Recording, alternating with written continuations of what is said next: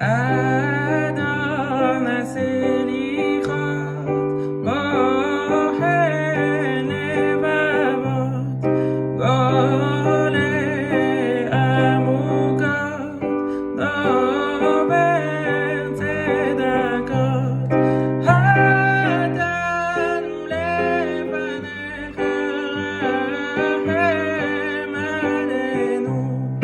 חטאנו לפניך,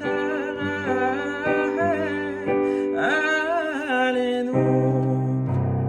Alors, cette semaine, la slicha de Adon HaSlichot, une slicha dont nous ne connaissons malheureusement pas l'auteur, mais qui n'est pas du moins édifiante par son écriture. C'est déjà un acrostiche, toutes les lettres de l'alphabet, Adon HaSlichot pour le Aleph, Bochen Levavot et ainsi de suite, qui n'est pas sans rappeler la notion du vidouille, Hashamnu, Bagadnu, Gazalnu. Et c'est précisément ce que vient faire cette slicha. Adon HaSlichot, le Seigneur du pardon, Bochen Levavot, qui sonde les cœurs, Golé Amukot et dévoile ce qui est enfoui, Dover Tzedakot par l'organe de justice, Chatanu lefanecha rachem alenu. Pardonne-nous car nous avons péché devant toi. Cette slicha vient introduire l'authenticité et l'honnêteté dont nous devons faire preuve devant Akadosh Baruch Hu. Mais il y a aussi une forme ici de chutzpah, d'effronterie, d'arriver devant Hachem et de lui dire, en étant presque réjoui, en chantant que nous avons fauté devant lui. Alors pour le comprendre, j'aimerais introduire une notion de la paracha de cette semaine, la paracha de Kitetse, dans laquelle, à la fin de la paracha, Zachor et Asher Asalecha Amalek. Souviens-toi de ce que t'as fait Amalek. Ce que le peuple amalécite a avant tout fait au Bnei Israël, c'est d'introduire le safek,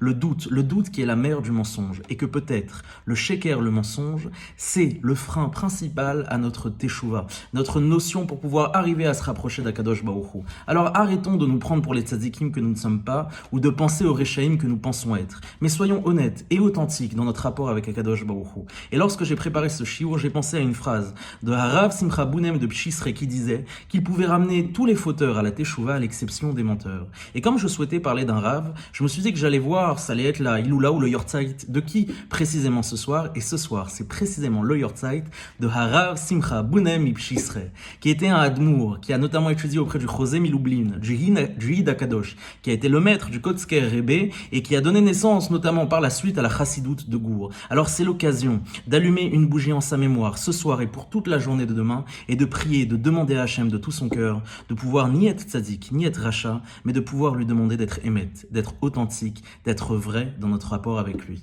Shabbat shalom à tous et à la semaine prochaine.